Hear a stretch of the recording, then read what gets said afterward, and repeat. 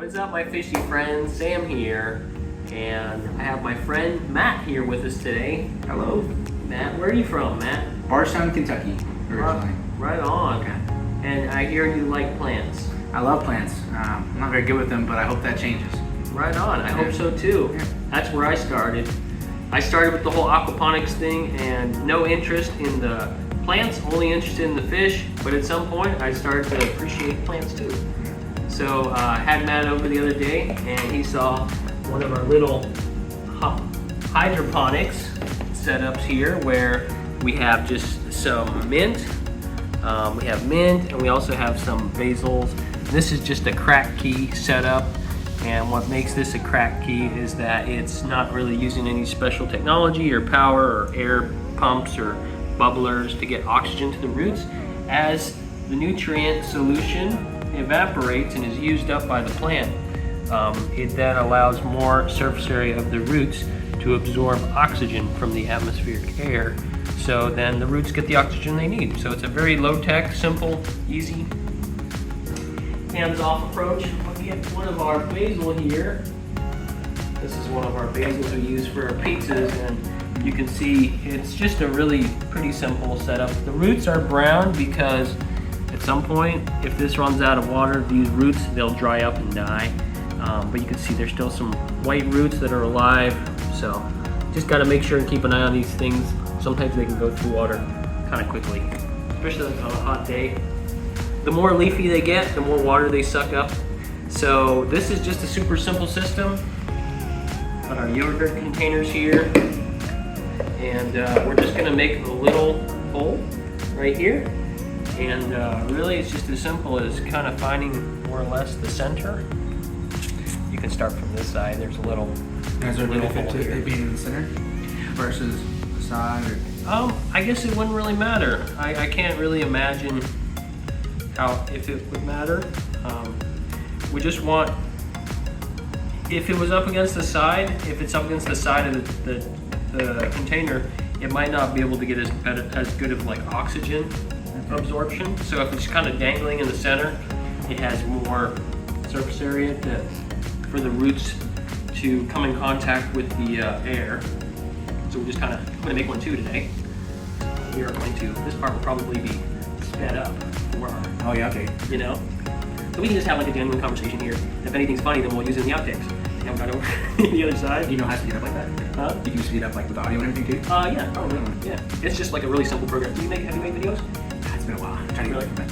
Yeah. Because it's a lot of work. It's a lot of work. It can be. Because I think sometimes people like me, for instance, and I can get ready. Exactly. A little bit too much perfectionist. But sometimes you have to be like, there's some garbage like content on, you know, poorly made content on YouTube, and like it works. Yeah, it gets a lot of hits. Sometimes the worse it looks and sounds, people look at it. As long as the information's good, right? Well, it doesn't even have to be good. What do you guys plan to grow in your new ones? Ooh, mint, right? Mint and basil. Can you go both in the same one? Actually, I don't know. Maybe We you talked could. about it, but what if Maybe. it dies? Well, the main thing is you kind of want them separate because like they might shade each other out. Okay. But it's really up to you. Perhaps you could have a basil in the back and a mint in the front, because the mint have a tendency to kind of sprawl over. We have plenty of yogurt containers though, so We do. he could definitely do two. Why not? Yeah, man. So if you in the video do a cutting of basil and I do mint, then are you making one for Oh yourself? yeah. No, I was actually gonna do a basil and a mint. You can have both of these. Yeah. These are both for you, my friend. Yes. We got a lot already, and Liesl, she uses yogurt like every day for breakfast. So we're just kind of making a hole. It doesn't need to be huge, but you can see this thing has kind of grown a little bit. And, you know, Once it gets above it, it gets thicker. yeah, it's one of those things like now that it's in there, if you were to try to pull it out, it would rip off all the roots, or vice versa. So making it a little bit bigger probably is not bad. If you have it too open, you're going to lose a lot of water to evaporation. And the idea is you want the plant to absorb the nutrients and the water, and it does transpiration. You know what that is? No. Essentially, it's just like sucking up nutrients and water from its roots up through its stem. It goes through its leaves, and there's like little tiny like vacuoles, little parts on Transpirators?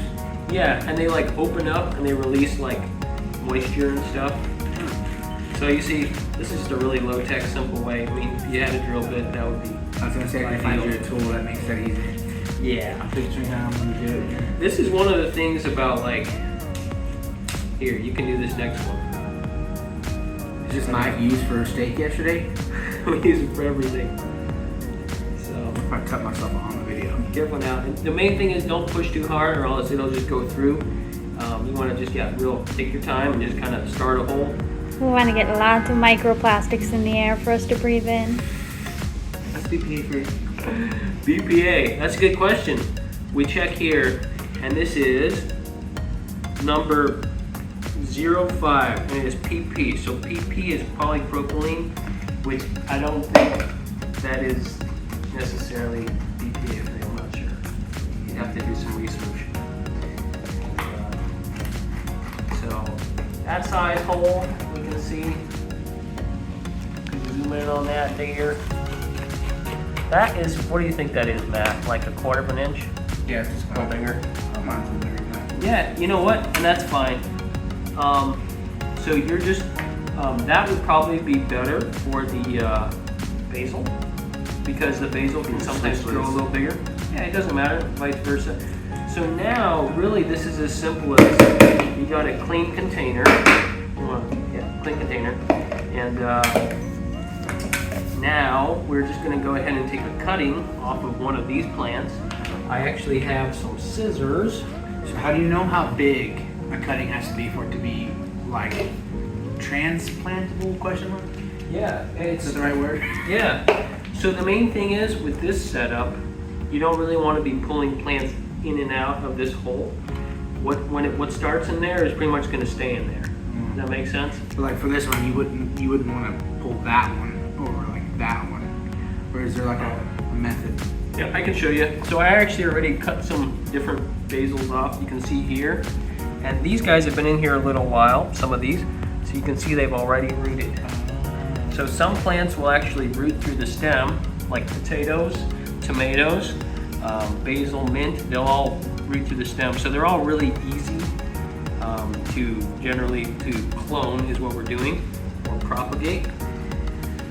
This guy here, I just did the other day, and he doesn't really have any roots yet. Is that abnormal? Is there like 24 hours that you should grow roots, or 48? About 3 to 4 days, if things are good. But you know what? I think what I'm gonna do, since you made your hole a little bit bigger, this is actually good. We'll just go ahead and use one of these. And it's just as simple as we'll just kind of, and if some of these roots break off, it's fine, it'll grow more. But we're just kind of gently twist it through. Yeah, and we still got some good roots there. And some of these little leaves are probably going to drop below. But yeah, you can just like that. Maybe That's still not gently twist them through. all the way. Yeah. So now you can see this will more or less be resting on the bottom, where we're going to go ahead and we're going to put some nutrient solution, which I think I'll just quick show how to mix up some nutrient solution. You might stop it and then we'll do it quick. Okay, so we now have our basil there. Matt, you can pull off the top and show that. There you go. Yep. Cool. Very good. So yeah, now what we want to do is we're going to have to clone one of these mint pieces. So we're just going to find a nice healthy looking piece. This is nice and green and healthy. We're going to get a nice long piece and we're just going to snip it right above the little node here. And so it will basically sit in here and it'll grow out. But the more leaves we have on here, the more it will, it'll use up moisture already in the stem and everything, because each leaf is a place that moisture will. Exactly. Well, it'll it'll be breathing out moisture. Is that why with tomatoes you have to cut the suckers, so the way your other tomatoes grow bigger? That's more of a thing where you're focusing the growth of the plant. So it's trying to start out like new growth, and grow more leaves, and you want it to grow more fruit. So you want it to focus its energy on the fruit that's already grown instead of growing more leaves. Got it. So this is a really good, yeah. So we got a nice small hole here, a little bigger than a 1/4 of an inch maybe. And so we snipped off those extra leaves, and now we just gently thread this through. And so we took off those leaves, which we're going to use for a virgin mojito, right? Yes. I'm all yes. For it. And so now it'll just sit on top of those little leaves. And again, this is the crack key system. So it should grow roots right out of the stem. So was this system founded on purpose, or was it an accident? Like, was he intending to make this, or was it like, whoops, it happened, and so then he made it? I'm not sure. Okay. I really don't know. Just the person who came up with it discovered it. So one thing we got to do, this guy already has roots. So this guy, he can pull out moisture and transpire. I'm not exactly sure the right word for it, but he's got roots already. This guy doesn't have roots. So any moisture in here, we want to contain. So what we're going to do is, once we fill this up with nutrient solution, we're going to go ahead and put this plastic over this, create a little greenhouse for it, and it'll keep humidity high so that he has a chance to grow those roots. Okay. And once the roots, we notice the roots are like growing a little bit, go ahead and pull this off, and then it's free to go. Free to run.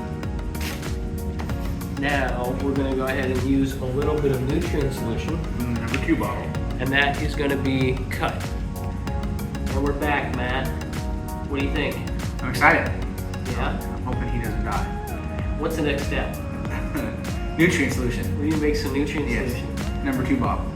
Very good. Well, yeah, numbers, those are just in-house numbers. Oh, okay. But, so what I have here, I filled this up with some tap water. But I'm just gonna show you guys, this is a tool, and this is, it's like a 3 or 4-in-1. Here's the box for it. I got it on Amazon. It was not very expensive. It says digital pH meter, pools and hydroponics. So yeah, anyways, does a number of things. We got a couple different options here. This option here is to measure your salt, parts per million. Let's see here. This is pH. We're going to go ahead and use the pH function. And we're just going to go ahead and dip the probes. There's these little probes here on the end. You can see these probes are in the water. And we're going to just kind of wait and let that kind of settle out. It's going to kind of sometimes hop around a little bit. We're looking at 6.55, which is interesting because this is tap water, and usually tap water is more neutral, or actually from 7 is neutral, right? To like, So 7 is neutral. yeah, to like usually what goes through the pipes often in cities is like high 7s, so 7.5, sometimes 8, but this is showing 6. What did it settle out at? 6.68. So this is already slightly acidic.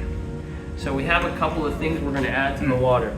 So I have some aquarium pH down. And so this is for adjusting the pH in your water of your aquarium. But really this is just, it is sulfuric acid. Don't drink that. Yes, this is definitely a strong poison. So you want to be careful not to, get in your eyes or whatever.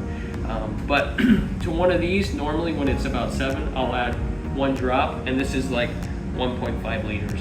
And that will bring the pH down enough so that the plants can absorb the nutrients that are in the water. If the water is too far from neutral or slightly acidic, then the plants can't absorb the nutrients in the water. I really have a question, but I don't want to ask it right now. Really? It goes with it, but it's a tangent off topic. I'm sorry, go ahead. Okay. I'm gonna real quick grab one last thing I almost forgot. My special tool for getting nutrients and stuff out. So this pH water pH is good. So we're gonna now add, this is a little bit of chelated iron, liquid solution that I just added. I added some of the dry iron to water, and I'm gonna give this this is still something I'm trying to figure out how much to use. But basically just like a drop or two. There we go. Because things that photosynthesize need iron to do that. So then we also have this liquid fertilizer I got from the big box store. And so it's kind of a mixture of things, but it does show that it has some application instructions. Its contents are NPK 412. It also has some of the trace nutrients, the micronutrients like copper, zinc, manganese, and iron. So it's got a little bit of everything. And NPK is what a plant needs to be fed. NPK is they're the main nutrients. NPK, nitrogen. Phosphorus. Very good. And potassium. Very good. NPK. So before I was using about 2.5 milliliters. There's a little vial that came with the acid, but I kind of have this down, so I just kind of like get it up to here with the straw, and just throw that in there. That works well. Give it a little stir, and now, since we don't need to add any acid to this because we measured the pH, and for some reason currently the pH is kind of low. Here is my top. Hot versus cold water. Change pH. Hot versus cold water? I'm not sure.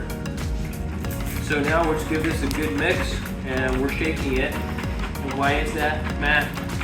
Oxygenated. Oxygenize? Oxygenate. Oxygenate, I think. Ooh. I just lost that. So the oxygen is something the roots need. Correct. Airy. Okay, this is interesting. After leaving this in the water for a certain amount of minutes, it's reading now 7.3, which is interesting. The water was kind of warm though. So I wonder if it is a temperature thing. So what I'm gonna do is, to help this out, I am gonna give it 1 drop of the acid. Boom. 1 drop is in there. What's that? 1 drop, everybody knows the rules. It's like 1 slice. You can check Yes, it out. get that. My bad. So now we're gonna go ahead and do a test now. So this is reading like 7.39, 7.4. So what I'm gonna do is I'm gonna test a little bit of the water, and we're also gonna test a couple other parameters. And the video is getting a little long, so let me just dump this out. Thanks, Sarah. We'll just take just a little bit. Actually, yeah, we're gonna dump this in there anyways. So now we're gonna test the pH. It will take a little bit of time for the acid in there to change the pH. Okay. But this is reading 7.34. Now it's 7.3, and I bet it's just going to keep dropping. Yep. So what happens is the acid starts reacting with some of the stuff that makes the water hard. So as we're watching it, it's now reading. What's that reading? 7.19. 7.19. So it's getting to the range we want it. So that's probably good. We're good there. So now I'm going to change the mode, and now this is actually testing how electrically conductive the water is. Or this is the EC meter. Electrical conductivity measures how well electricity can go through the water, which is kind of a rough measurement of figuring out how many nutrients are dissolved in there. Things like nitrogen and some of these other things are like salts, mineral salts. That's right. Have you heard of saltpeter? It's like a famous fertilizer, potassium nitrate. They call it salt. It's an old okay. I've heard of it. I just don't know saltpeter. Yeah, and so basically it'll make the more nutrients in the water, the higher of EC level that you'll see. So this is. What number do you look for? So when you're starting a plant out, you want kind of like a low number, right? Because they're young and they're small, and if the water's too salty, that salt will actually pull moisture out of your roots and stress your plant. It's kind of like with a steak. If you want to extract the the liquid from the steak before you sear it, you don't want it real wet. So you put salt on it, you give it a little minute, and it pulls that blood and the moisture out of it. I think it's osmosis, I'm not sure. But so we're looking at, it's currently at, this is showing 681, but that's basically like 0.681. Okay. It's just the scale is a little different on this meter. So if you're starting a plant out, that's usually like a good range. Under 0.7? Under 0.7? Yeah, if it was over 0.7. Yeah, I'd say around 0.5, 0.7 is usually good. Here's something to keep in mind. As this water evaporates, if the nutrient isn't being used up by the plant, that nutrient solution is going to concentrate. So it can go from a good concentration, healthy for the plant, to becoming very, very, very salty, and it stresses your plant. So at some point, if your plants stop looking so happy and healthy, you want to go ahead and test the pH, test the EC, and honestly, these nutrients, once you have them, they're cheap. Yeah. So it's really just worth dumping it out, because you're not exactly sure maybe what nutrient it's gone through. Just giving it a fresh, fresh drink. So from here, we're just going to go ahead and you can go ahead and dump this in there. And we're going to fill this up, we'll say about half to start. It's okay. Sorry. This is the set. The set, we have cleanup crew, aka the person behind the camera. Oh, now I feel even worse. I was just kidding. So Right yeah, there? you know what? That's probably a good place to start. It's going to take a while for it to go through, especially since it doesn't have any roots yet. And so then on this other plant, yeah, these plants are still damp, so we're fine. But if they were to dry out, then that would be a bummer. Those roots would all turn brown, and you'd have to start over. About that. And that looks good, yeah.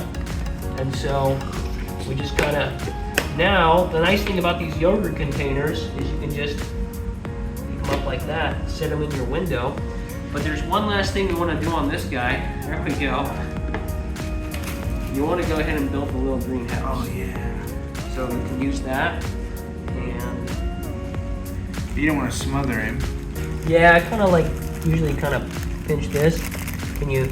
Yeah, there you go. And you can go ahead and put this rubber band over. Okay, there we go. Good job. And that is pretty much all it really needs. How long to keep the dome on? I would leave it on for about 3 or 4 days, and then you can just pull this off and Direct sunlight? Yep. Perhaps to start, actually, instead of direct sunlight, I would maybe set it like on your little table there or something. You don't get direct sunlight inside your place, Not really, no. so it'll probably be fine, just like on your little porch outside. Okay. But so they can go outside on the porch? Yeah, as long as it's not in like direct sunlight for like most of the day. These plants are actually good because they're plants that I think should be looking well in direct sunlight. Anyways, that's the video for you. Hope you guys enjoyed it. Thank you, Matt. Thank you. What are you gonna make with your herbs? A lemonade, mint lemonade, and gluten-free basil tomato pizza. That's the goal. Some big goals. That sounds good. Yeah. This plant here is only just a couple months old, so, and we've trimmed this quite a bit. Actually, Does it grow faster after you trim it, like my tomatoes did? sometimes some plants really like being trimmed. So I actually, I'm just going to show you guys real quick how I would trim this guy. This guy is getting a little bit out overgrown here. So let me just show you real quick. So the thing here is, between every one of these nodes, you have 2 leaves at every node, 2 leaves, and then it'll have 2 new growths that will pop up through it. So these 2 leaves, if this is given time and sunlight, it'll grow right out of there. Two new branches, like these little branches. So these get a little bit long and spindly, and we want it to be a little bit more bushy, you see? Because if it's bushy, it's just a little bit more full, and it can help to be healthier. So I just go ahead and about the length I want it, I'll cut it right above that node. And then this, you can go ahead and clone another plant, but honestly, I'm just gonna use that in a little lemonade. And so then there's another one. So where would you cut this one, Matt? If this was up to you. For this one, Oh, and you can see here where I trimmed it before, and it grew these two new growths, so it's already bushing out. so would you just cut it right there? Actually, right here. Oh, right here. Yeah, it's really kind of up to you, but the idea is I kind of like how this is starting to bush out here. I don't really have too many good examples This right one here. right here? Yeah, that looks good. Because if not, you see how these are all kind of like Coming out. kind of stringy, and when you trim these back, it'll encourage it to grow more out of these other Right here? spots. Yeah, that looks good. And then this one. Right there or right there? Maybe a little lower, because if it's too high, then it's not going to get much sunlight, and it's going to pretty much die off. It's not going to keep photosynthesizing. Then would you do these? Or So yeah, so these guys, this has been trimmed before, you can see, and then it grew out of here. So we wanted to bush out from right here. So you can go ahead and trim that little guy right there. There you go. Yep. Perfect. So now then it'll fork out and grow again. Or yeah. So then right here. And this is just something you can just add, however you like your plant. Smells really good. That's nice, huh? So Can you make your own oils from this? oils? Yes. Good question. I'm not sure. Press it. You probably could. And that's all, you guys. Stay tuned, and as always, Stay fishy, my friends.